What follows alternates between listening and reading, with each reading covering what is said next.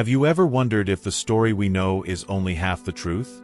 What if I told you that the biblical Exodus, the one that crossed deserts and inspired generations, may have deep roots in ancient Africa? Before Moses, the Cushite, Nubian, and Sabaean peoples were already undertaking sacred journeys, guided by gods, symbols, and ancestral wisdom. Imagine a desert where the wind carries ancient songs, dunes that guard secrets, and sacred mountains that illuminate the path of the chosen. Here, priests, kings, and prophets walked side by side with the divine, and each step was a ritual, each gesture a hidden lesson. African traditions hold memories of courage, faith, and liberation that shaped not only a people, but the entire spirituality of the world. Today, we're going to delve into this mystery, reveal forgotten secrets, and discover how ancient Africa influenced the history you know. Get ready to hear about gods, rituals, symbols, and journeys that span time, connecting past and present in surprising ways.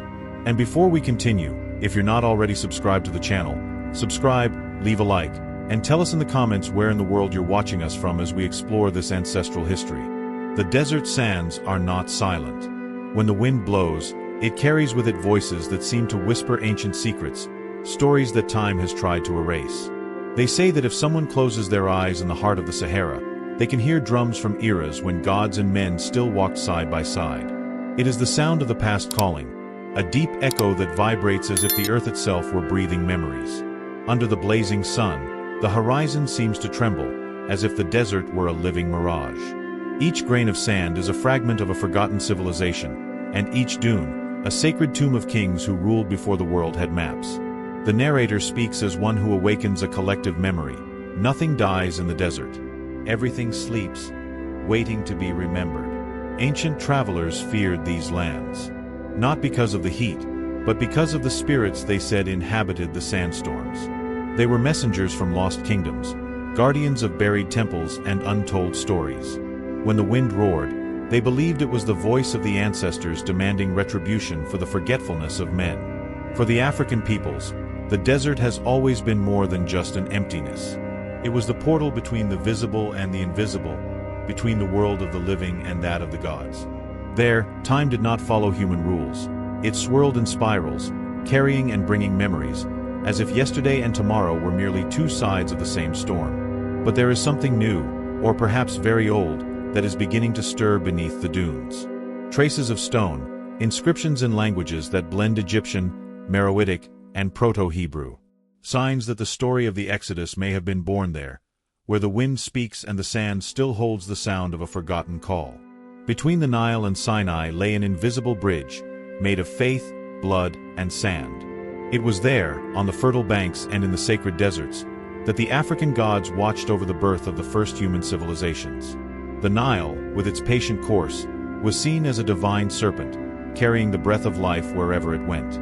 Each flood was a rite, each harvest a silent offering to the spirits of the waters. Egypt rose like a mirror of the sky, and in the shadows of its pyramids, peoples from Nubia, Ethiopia, and Kush left deep marks. Marks that time tried to disguise, but never completely erased. Their caravans crossed the desert routes, carrying gold, incense, and wisdom. They also carried stories of a single god, hidden among the many names of the African pantheon. Between the stone temples and the mountains of Sinai, mysteries intertwined. Monks, priests, and wanderers sought the voice that spoke from the midst of the fire, the same voice that echoed on the banks of the Nile. Some said that this god did not belong to one people, but to all humanity. Others, that he had chosen to walk among the Africans first, before the world recognized him. The scrolls and hieroglyphs tell only part of the truth. The other half lies in the songs and legends that the southern peoples told under the moonlight. They speak of an ancient crossing, of a forced departure, of a people who left the waters of the Nile in search of an invisible promise. This would be the forgotten route of the Exodus, long before it was written in Hebrew. And while the river flows on its silent, eternal course, some say that one can still smell the scent of incense burning on its banks, the same aroma used by Cushite priests when they opened the way to the desert. The same path that, centuries later, would be called the route of the freedman. There are stories that were not written on papyrus, but preserved in the memory of the wind. They speak of a people who walked under the endless sun, guided by stars that seemed to whisper their destiny. They were called the children of the sand, descendants of ancient kingdoms that existed even before the borders between Egypt and Nubia. Their voices have been lost in time, but their traces still sleep beneath the dunes. The children of the sand sought neither gold nor conquest. They sought something more sacred, a return to the spiritual home they believed they had lost. In the oral traditions of the Sahara and Sudan, there are accounts of caravans that fled slavery to foreign pharaohs, carrying with them only their gods, their drums, and the dream of liberation. This journey, they say, echoes the true origin of the Exodus. In the forgotten temples of northern Nubia, archaeologists have found drawings depicting men and women crossing the desert with arcs and luminous banners. Some scholars believe these figures represent the people who inspired the ancient Hebrew scriptures. Others say they are merely metaphors, but the gaze of those carved faces seems to scream something else: memory. In their beliefs, the desert was the womb of the world, the place where humanity was tested before being reborn. Therefore, each step in the sand was a rite, each storm a purification. They believed that the suffering of the crossing was not punishment, but a passage, and that on the other side of pain there was always a promise. And perhaps, if someone today were to venture down that same path and touch the dust-covered stones, they might still feel a slight tremor, as if the ground held the rhythm of ancient footsteps. Because there are stories that time cannot bury, only put to sleep until someone awakens them again. Long before Rome dreamed of glory, the kingdom of Kush already breathed power on the banks of the Nile. It was a civilization of black kings, warrior priestesses, and golden temples that gleamed at dawn. Their thrones were not built merely on stone, but on wisdom, an inheritance that came from the ancient gods and the very heart of Africa. Kush was the cradle where the spiritual and the political danced in perfect harmony. The Kushite pharaohs believed that power came from harmony with the unseen. Before donning the crown, the king needed to purify himself in the waters of the river and listen to the oracles of Ammoni-Asare. The throne was not inherited, it was revealed. And whoever received it became the bridge between heaven and earth, between the people and the spirit of the Nile. Therefore, each ruler was seen as a reflection of a god. On the walls of the Gebel Barkal temple, ancient inscriptions show figures with African features being anointed by deities. They hold ankh-shaped scepters, the symbol of eternal life, while the sun surrounds them in a golden halo. There, the desert became an altar, and royalty, a priesthood. The Kushites believed that governing was serving the cosmic order, Ma'at, the universal balance. But beneath all this grandeur, there was a secret.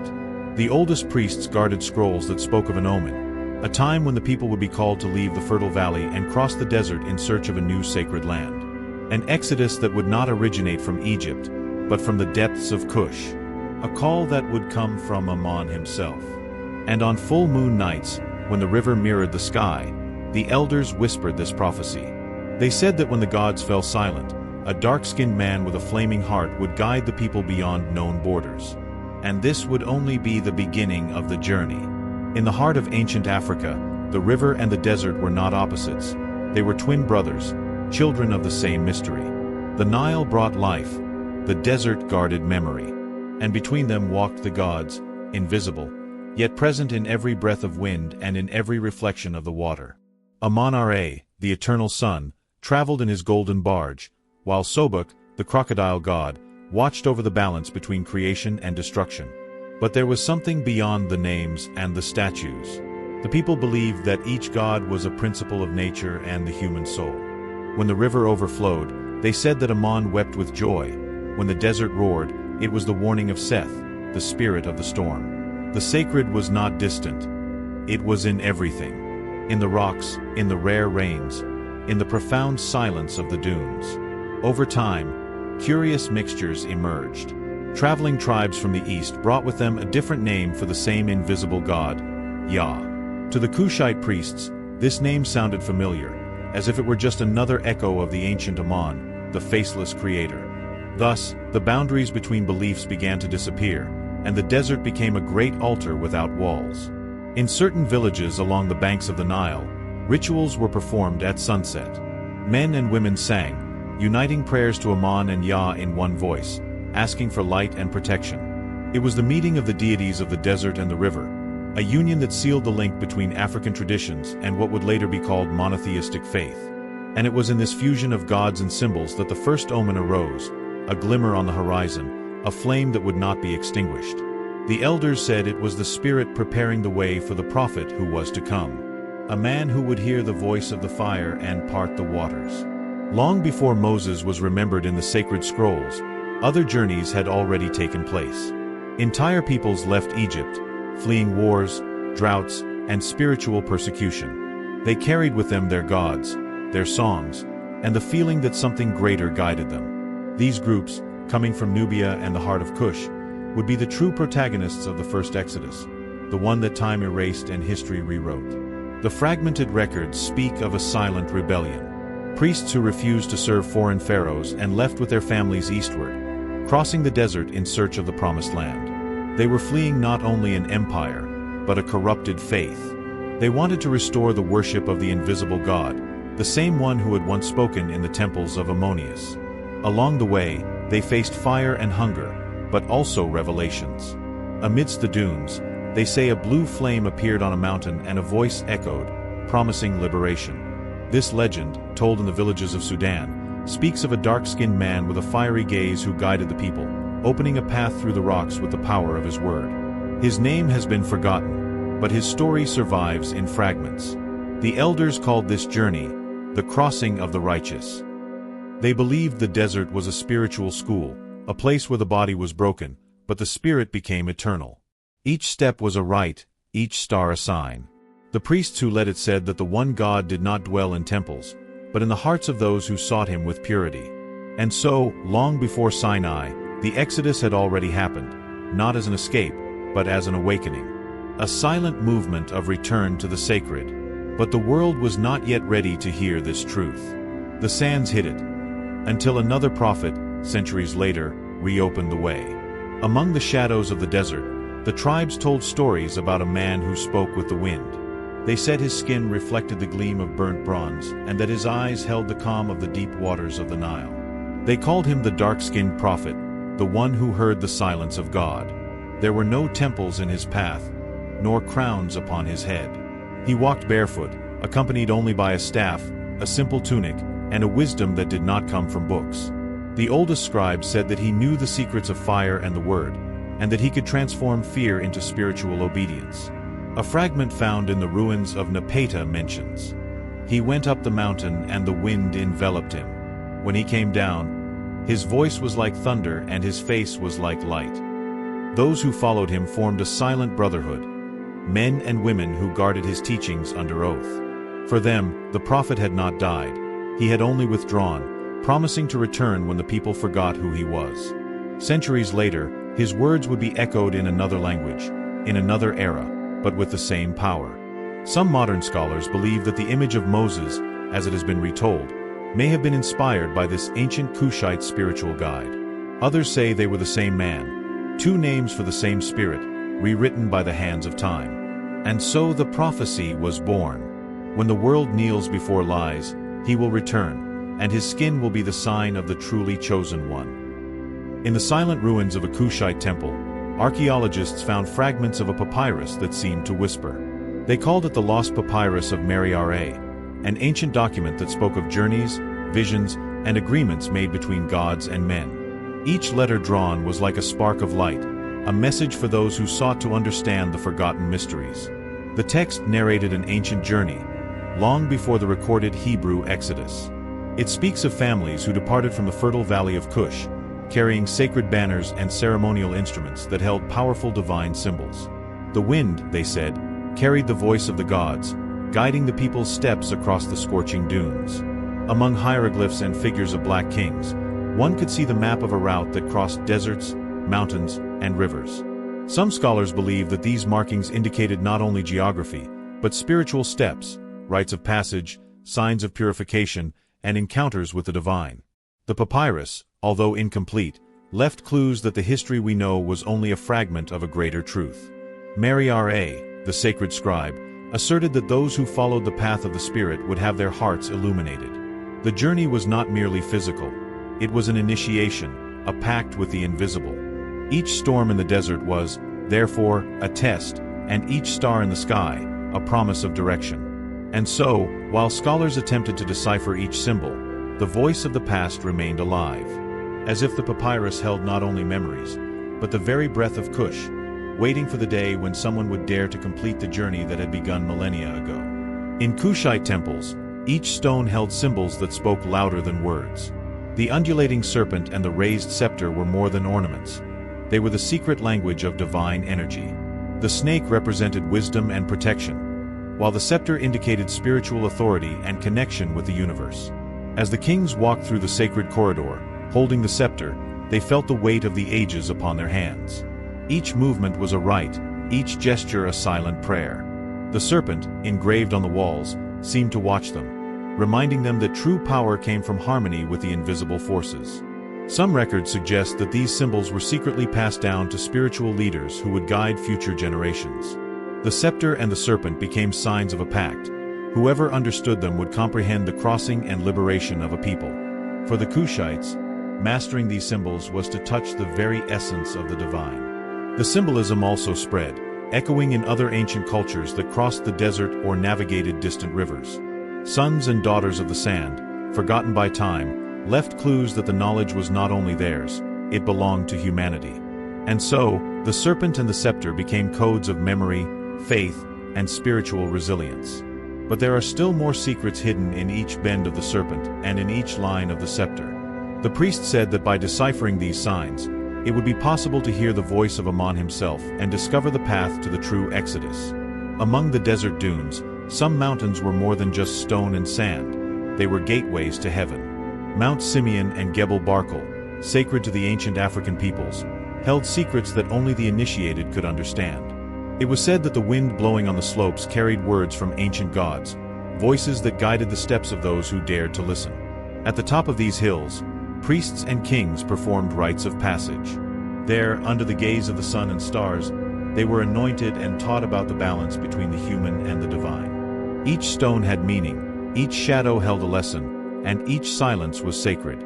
The sacred mountain was also a beacon, a meeting point between the visible and invisible worlds. Some records speak of signs in the sky, lights that blinked as if announcing the crossing of a chosen people. For the Kushites, that mountain was the promise of guidance, the starting point for the journey towards the sacred land. Legend said that one day, someone would climb the mountain and receive a vision that would change everyone's destiny. That the waters would part, the shadows would dissipate, and the children of the sand would be guided by ancestral power. But until then, only the wind and the stones knew the complete secret. And so, while the travelers gazed at the horizon, the sacred mount remained silent, guarding mysteries waiting to be revealed. As if each future step were merely an echo of what had already happened, and what was yet to come. They say there was a sacred object, kept in Kushite temples, so powerful that its mere glow illuminated the soul. It was called the Ark of the Ancient Covenants, a box containing the breath of Amun, the divine energy that united men, gods, and the cosmos. It was not made merely of gold or wood. It was made of faith, mystery, and the memory of centuries. The oldest priests swore to protect the ark with their lives. It guided the people, opened impossible paths, and maintained the balance between the visible and the invisible. It was said that when it was carried in procession, the waters of the Nile would bend, and the desert storms would calm. Some historians believe that this ark was the true inspiration for the biblical Ark of the Covenant. What would later be narrated as the miracles of Moses may have originated in ancient African rituals of protection and communion with the gods. The object carried memories of liberation, hope, and a spiritual pact between humans and the divine. In oral traditions, the ark was also a portal. It not only transported sacred objects but also served as a map for those seeking the journey to the Promised Land. Each inscription carved into the wood was a symbol of power, a hidden teaching for the initiated. And so, while some scholars tried to locate the ark, the ancients said it had never disappeared. It was merely waiting for the right people, for the right moment, to reveal the way and fulfill the promise that spanned centuries. A secret that still whispers through the wind and the desert sands. In the silence of the desert, the wind carried ancient melodies, as if time itself were singing. These were the songs of the desert, songs that narrated journeys, liberations, and encounters with African gods. Each note was an echo of ancestral memories, each pause, a prayer hidden in the dunes. Travelers from Nubia and Kush sang to keep their spirits up during the journey. The lyrics spoke of courage, of steps guided by the divine, and of the promise of a destiny that would transcend generations. It was through these songs that sacred knowledge was transmitted, even without scrolls or temples. Some believed the chants were so powerful they could bend time and the landscape. The dunes would part, revealing secret paths, and the sun would seem to bow in reverence. It was as if the gods whispered answers in the notes, indicating which direction to follow. Tradition holds that these chants formed the basis for later rituals in distant lands. Many sounds, words, and melodies would resonate in the stories of the biblical Exodus, but their origin was always African. The travelers not only survived, they connected with the unseen, making each step an act of faith. And so, as the desert continued to sing under the moon and stars, those who heard the melodies felt that the sacred path still lay ahead. What more mysteries awaited in the sands, ready to be discovered by those attentive to the ancient sound. Between legends and scrolls, it is said that Moses had deep roots in ancient Africa. His lineage is said to have spanned kingdoms such as Sheba and Kush, linking him to queens, kings, and priests who guarded divine secrets. It was not merely a blood inheritance, it was a spiritual inheritance, knowledge passed down from generation to generation. The queens and prophets of Sheba were wise and strategic, knowledgeable about the stars and the desert. They were the ones who transmitted purification rituals and symbols that would shape the future Exodus. Moses, it is said, carried this legacy without even realizing it, like a dormant flame waiting to awaken. The accounts speak of secret meetings where priestesses taught the principles of divine law and harmony with the universe. Each teaching was like a golden thread, intertwining destiny, faith, and ancestral memory. This was how African wisdom perpetuated itself, invisible but powerful. By crossing the Nile and traversing deserts, Moses would have followed paths already traveled by his Cushite and Nubian ancestors. Each step carried echoes of ancient prophecies, each word, signs that the divine walked with him. The stories remind us that nothing happened by chance, everything was ordained from time immemorial. And while the line between Sheba and Cush intertwined with the destiny of Moses, the ancients whispered that the story we know is only a fragment waiting to be completed by those who have the courage to look beyond the sands of time. Before being recorded in sacred books, the 7 plagues were known to the Cushites and the peoples of the Nile as signs of the imbalance between men and gods. They were not punishments, but warnings, a call to harmony with the universe, a reminder that the sacred crossing required respect for invisible forces. Each plague had a spiritual meaning, a lesson hidden in the form of catastrophe. The water transformed into blood was seen as a symbol of the pollution of life, a reminder that the waters of the Nile sustained not only bodies, but souls. The frogs, insects, and winds of desolation were manifestations of disrespect for natural cycles and ancestors. The Cushites taught that each sign required learning, not just fear. Some scrolls speak of priests who, with chants and offerings, calmed the fury of the elements. They understood that the divine was not vengeful, but sensitive to harmony. It was a constant dialogue, where the people's journey depended on attention, faith, and wisdom. Oral tradition preserved details that official history forgot. The hardships were not merely physical obstacles, but spiritual trials, like doors that needed to be opened to move forward. Crossing the desert without understanding them meant losing the path to the promise. And so, as the blazing sun illuminated the horizon, the ancient secrets of the 7 realms awaited those who sought more than mere survival, those who sought understanding of the hidden sacred. In the heart of the desert, there are accounts of a fire that did not burn, but illuminated the soul. They called it the divine fire, a direct manifestation of the spirit of Ammon and the Cushite ancestors. To cross its light meant confronting fears and discovering forgotten truths. The priests and the dark-skinned prophet recounted that, upon approaching, they felt a presence that purified thoughts and intentions. It was not deadly heat, but a flame of wisdom, showing the way forward without words. The fire revealed symbols engraved in the rocks and designs invisible to ordinary eyes. The tribes that followed the Exodus learned to listen to the sound of fire, the crackling of its flames, interpreting them as signs of direction. Each flame was a lesson: patience, faith, courage, and humility before the sacred. It was as if the gods spoke directly to the chosen ones, guiding them through the journey. The divine fire also connected past, present, and future. It showed that the routes traveled by the Cushites, Nubians, and children of the sand were intertwined, forming a network of ancestral wisdom. Everything that occurred was part of a larger plan, a story that official history has not yet dared to reveal. And as the flame danced beneath the desert night, the travelers realized they were not walking alone. That the fire was a guardian, an ancient voice, preparing them for the mysteries that still lay hidden beyond the dunes. Among the forgotten scrolls and papyri, there were documents that few dared to read. They were called letters of hidden destiny, messages written by the ancient Kushites about journeys, prophecies, and the choices of the people. Each letter was a map, but not of physical lands, of spiritual paths and steps that would shape generations. The inscriptions spoke of encounters with gods, challenges in the desert, and signs that should be interpreted with wisdom. Priests spent entire nights studying the symbols, deciphering what history had tried to erase. Each phrase carried instructions so that the people would not get lost between the visible and the invisible. Some cards indicated the time to leave, others signaled obstacles that demanded courage and faith. The symbols were enigmatic: serpents, scepters, stars, and flames, each with a profound meaning. For the Kushites, following these cards was like walking alongside the gods, receiving direct guidance from the sacred. Over time, many of these texts were lost, but fragments survive in oral traditions.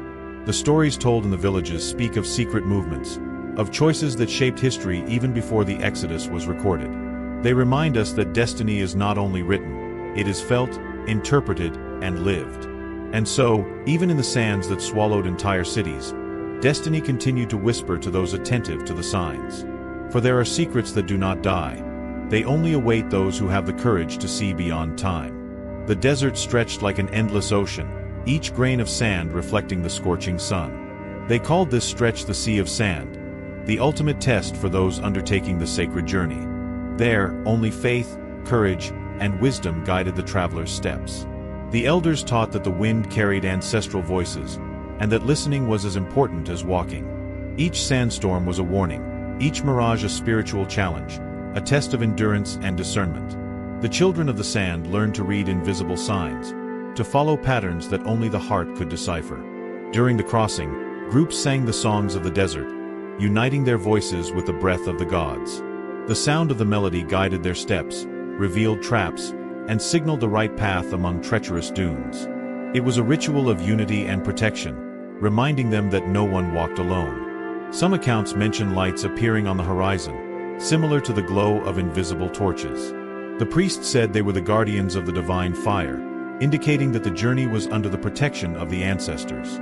Each night brought rest, but also new lessons, as if the desert taught without words. And so, step by step, the travelers advanced, sensing that each grain of sand carried ancient memories and untold promises. That the crossing, though difficult, was just another chapter in the forgotten history of the African Exodus. After days of crossing the Sea of Sand, a river appeared before them, gleaming in the sun like liquid gold. They called it the Divine River, a sacred current that united the past and the future, the visible and the invisible. They say that whoever touched its waters felt a connection with their ancestors and the blessing of the gods. The people gathered on the banks for purification and renewal. Every gesture was ritual, every word a chant echoing stories of Kush, Nubia, and Sheba. The waters carried reflections of ancient events and glimpses of paths yet to be traveled. Some believed the river possessed memory, preserving the footsteps of those who had crossed deserts and mountains. It was there that prophets received visions from the divine, instructions to guide the people forward and maintain the balance between humanity and the cosmos. Priests spoke of mirrors of water that revealed not only the present, but hidden destinies. Crossing the divine river symbolized the end of one cycle and the beginning of another. The people who managed to cross felt spiritually reborn, carrying ancestral wisdom in every heartbeat. It was a point of convergence between ancient lessons and future promises, guarded by the invisible gods. And so, as the banks reflected the sky and the sunlight touched the water, the travelers realized that the divine river was not just geography.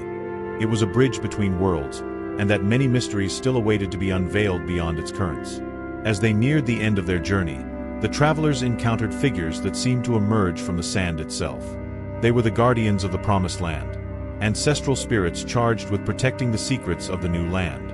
No one could see them clearly, but everyone felt their presence, firm and silent, as if the air carried ancient wisdom. The guardians tested the travelers, not with weapons, but with riddles and subtle signs. Every step, every decision, was evaluated, Every gesture revealed how much the people had learned during the journey. They said that only those who understood the balance between courage, faith, and wisdom could cross and receive the final blessing. Some accounts tell that the spirits communicated through wind, light, and reflections in the water. The elders interpreted these signs, knowing that each indication was crucial to maintaining harmony between the people and the sacred. It was a moment of reverence and learning, where the physical and the spiritual intertwined. Legend said that the guardians not only protected but also transmitted the legacy of the kings and priests of Kush. They reminded travelers that the Promised Land was not just a place, but a state of consciousness, an extension of the collective spirit. The encounter reinforced that the journey did not end with arrival, but with the integration of all the teachings acquired.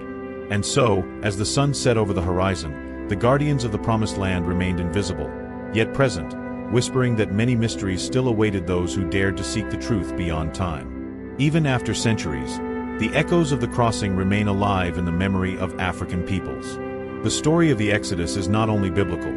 It carries the legacy of civilizations such as Kush, Nubia, and Saba, which taught the world to walk between the human and the divine. Each step taken by the ancestors left marks that time has not been able to erase. Oral traditions preserve teachings of courage, faith, and resilience. The symbols, chants, and rituals that crossed deserts and rivers still resonate in contemporary African cultures. It is a legacy of ancestral wisdom, reminding us that freedom and knowledge go hand in hand. The influence of this hidden exodus can be seen in religions, arts, and philosophies that have spread throughout the world. Even without their original names, the principles and spirituality of these civilizations remain alive, invisible but powerful. They teach that true history is not only found in books, but in the steps and choices of those who dared to follow the path of the sacred. The descendants of these journeys carry within them the strength of the crossing. Every gesture of reverence for life, every act of courage or faith, is a direct legacy from the ancient African prophets, priests, and leaders. The Exodus was not merely physical. It was spiritual, cultural, and eternal. And so, as the wind sweeps across the dunes and the river continues its course, the legacy of the African Exodus remains like an ancient whisper, inviting all to discover the mysteries and wisdom that time has tried to conceal. And so, after crossing deserts, rivers, and sacred mountains, the secrets of the African Exodus remain alive, pulsating in the memory of the peoples who carry this ancestral heritage. It is not merely history. It is a lesson in courage, faith, and wisdom that spans centuries and still influences the modern world in subtle yet powerful ways. Each symbol, each chant, each ritual is a reminder that the past holds answers to the challenges of the present. To journey through this history is to understand that ancient Africa was not merely a point on the map, but a spiritual heart that shaped cultures, religions, and philosophies around the world. The true Exodus did not end. It continues in every choice, every gesture, and every quest for knowledge and freedom that we pursue to this day. It is a legacy that invites us to respect the past, to learn from it, and to walk with reverence for the lessons that have been left to us. And as you reflect on these journeys, remember, every ancestral story carries a forgotten truth, waiting to be discovered. If you enjoyed this revelation, subscribe to the channel, turn on notifications, and continue exploring with us the mysteries and hidden wisdom of ancient African civilizations. The past still speaks. You just need to listen attentively and courageously to understand the secrets that transcend time.